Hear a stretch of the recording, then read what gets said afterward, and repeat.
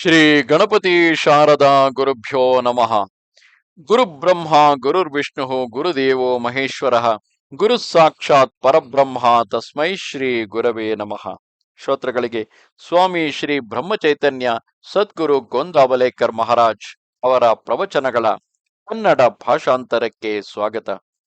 ಇಂದಿನ ವಿಷಯ ಸತ್ಸಂಗತಿಯಲ್ಲಿ ಇರಬೇಕು. ಯಾವಾಗಲೂ ಸಂತರ ಸಹವಾಸದಲ್ಲಿಯೇ ಇರಬೇಕು. ಪರಮಾರ್ಥದಲ್ಲಿ ಸಂತರ ಅಧಿಷ್ಠಾನವು ಅವಶ್ಯವಾಗಿರುತ್ತದೆ. ಸಂತರು ನಮ್ಮ ಹತ್ತಿರವೇ ಇರುತ್ತಾರೆ. ಅವರನ್ನು ನೋಡಲಿಕ್ಕೆ ಬೇರೆ ಎಲ್ಲಿಯೂ ಹೋಗಬೇಕಾಗಿಲ್ಲ. ಚಿತ್ತ ಶುದ್ಧವಿರದಿದ್ದರೆ ಅವರ ಹತ್ತಿರ ಹೋಗಿ ಪ್ರಯೋಜನವೇನು? ಅವರನ್ನು ನಾವು ದೇಹದಲ್ಲಿ ನೋಡಬಾರದು.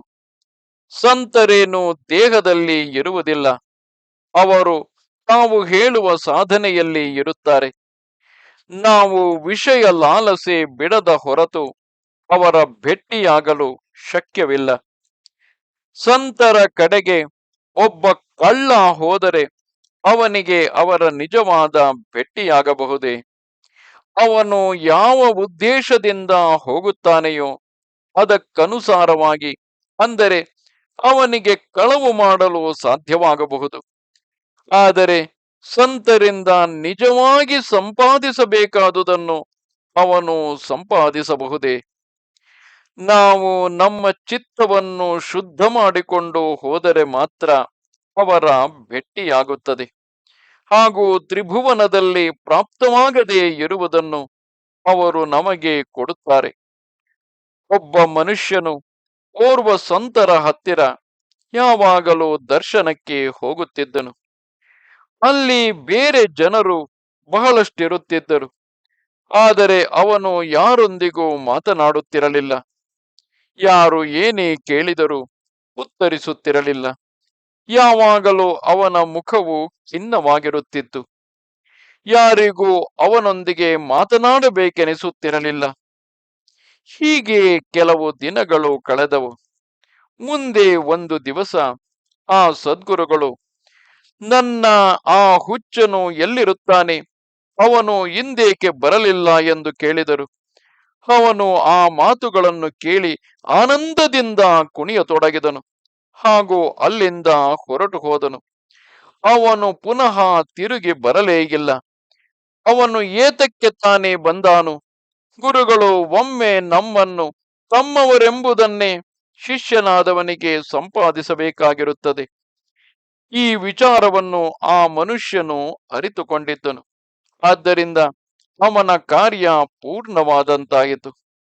ಗುರುಗಳು ನಿಮಗೆ ನೀವು ನನ್ನವರಾಗಿರಿ ಎಂದು ಅನ್ನುತ್ತಿರುವಾಗಲೂ ನೀವು ಅವರನ್ನು ಗುರುತಿಸುವುದೇ ಇಲ್ಲ.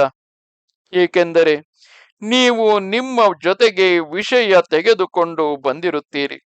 ಹಾಗೂ ವಿಷಯ ಪ್ರಾಪ್ತಿಯಾಗಬೇಕೆಂಬ ಉದ್ದೇಶವೇ ನಿಮ್ಮ ಮನಸ್ಸಿನಲ್ಲಿರುತ್ತದೆ. ಆದರೆ ತದ್ವಿರುದ್ಧವಾಗಿ ಗುರುಗಳು ನಿಮಗೆ ನಿವೃತ್ತಿ ಕೊಡುತ್ತಾರೆ. ನಿವೃತ್ತಿ ಕೊಡುವುದರಿಂದ ವಿಷಯ ಪ್ರಾಪ್ತಿಯಾಗಬೇಕೆಂಬ ಸ್ಮರಣೆಯೇ ಹೋಗುತ್ತದೆ. ಯಾವ ರೀತಿಯಾಗಿ ನೀರಡಿಕೆಯಾದಾಗ ನೀರು ಬೇಕೆನಿಸುತ್ತದೆಯೋ, ಆದರೆ ಅದೇ ನೀರನ್ನು ಹೊಟ್ಟೆ ತುಂಬ ಕುಡಿದ ಮೇಲೆ ಬೇಡವೆನಿಸುತ್ತದೆ. ಅಂದರೆ ಅದರ ನಿವೃತ್ತಿಯಾಗುತ್ತದೆ. ಆದರೆ ನಮಗೆ ಇಂದು ಈ ಎಲ್ಲ ಸಂಗತಿಗಳ ಮೇಲೆ ವಿಶ್ವಾಸ ಆಗುವುದಿಲ್ಲ. ಆದರೆ ಈ ವಿಶ್ವಾಸ ಉಂಟಾಗುವುದಕ್ಕಾಗಿ ಭಗವಂತನ ನಾಮಸ್ಮರಣೆ ಮಾಡಬೇಕು. ನಾಮದಿಂದ ಚಿಂತೆ ಇಲ್ಲದಂತಾಗುತ್ತದೆ. ಹಾಗೂ ಮನಸ್ಸಿನ ತಳಮಳವು ಶಾಂತವಾಗುತ್ತದೆ. ಮನಸ್ಸು ನಮಗೆ ವಿಷಯದ ಕಾಣಿಕೆ ನೀಡುತ್ತಿರುವಾಗ ನಾವು ಅದಕ್ಕೆ ನಾಮದ ಕಾಣಿಕೆ ಸಮರ್ಪಿಸಬೇಕು. ನಾವು ನಮ್ಮ ಅಂತಃಕರಣಕ್ಕೆ ನಾಮದ ಝಳವನ್ನು ತಾಗಿಸಬೇಕು. ಅದರಿಂದ ಅಂತಃಕರಣವು ಕುದಿಯತೊಡಗುತ್ತದೆ. ಆಗ ಅದರಲ್ಲಿಯ ದೋಷಗಳು ಮೇಲೆ ಬರುತ್ತವೆ. ಅವುಗಳನ್ನು ತೆಗೆದು ಹಾಕಿದರೆ ಅಂತಃಕರಣವು ಶುದ್ಧವಾಗುತ್ತದೆ. ಶುದ್ಧ ಅಂತಃಕರಣದಿಂದ ನಾಮ ತೆಗೆದುಕೊಂಡರೆ ಭಗವಂತನ ಕೃಪೆಯ ಅನುಭವ ಬರುತ್ತದೆ. ನಾಮದಿಂದಲೇ ಅಂತರಂಗವು ಶುದ್ಧವಾಗುತ್ತದೆ. ನಾಮದಿಂದಲೇ ಮನಸ್ಸು ಅಂತರ್ಮುಖವಾಗಿ ಸ್ಥಿರವಾಗುತ್ತದೆ. ಸಂತರು ಹೇಳಿದ್ದನ್ನು ಮಾಡುವುದೇ ಅವರ ನಿಜವಾದ ಸೇವೆಯಾಗಿರುತ್ತದೆ. ನಮಸ್ತೆ ಶಾರದೆ ದೇವಿ, ಕಾಶ್ಮೀರ ಪುರವಾಸಿನಿ. ತ್ವಾಮಹಂ ಪ್ರಾರ್ಥೆಯೇ ನಿತ್ಯಂ, ವಿದ್ಯಾದಾನಂಚ ದೇಹಿಮೆ. ನಮಸ್ಕಾರ.